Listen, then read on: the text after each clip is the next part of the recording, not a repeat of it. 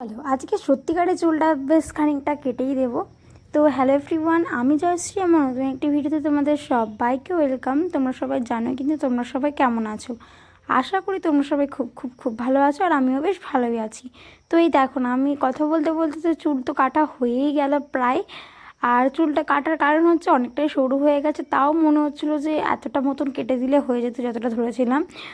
কিন্তু অনেকটাই ছোট হয়ে যাবে যেহেতু, ওই জন্য আর কাটলাম না।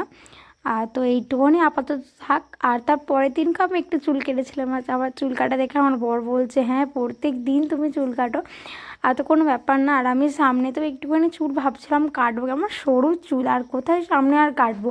তাই জন্য আমি একটু একটু করে নিয়েছিলাম, দুদিক দিয়ে সরু সরু করে নিয়েছিলাম। আর তোমাদের আমি এটাই বলছিলাম যে দেখো, এইটুকুনি কাটলে আমার আরও ভালো হতো, বাট আমি অনেকটাই ছোটো হয়ে যাবে, ওই জন্য আর কাটলাম না। যেইটুকুনি কেটেছি সেইটুকুনিই থাক। আর তো সামনে দেখো এইরকম এই দুটো রকম ঝুঁটি করেছিলাম আর কি, একটু কেটেছিলাম। তো লক্স টাইপের করার চেষ্টা করেছি আমি, এরকম অনেক ছোটো যখন এইটে এইটে পড়তাম তখন এরকম কাটতাম। তারপরে তো আমি এরকম আর কাটা ছেড়ে দিয়েছিলাম। তো কেমন লাগলো জানিও, বাই বাই।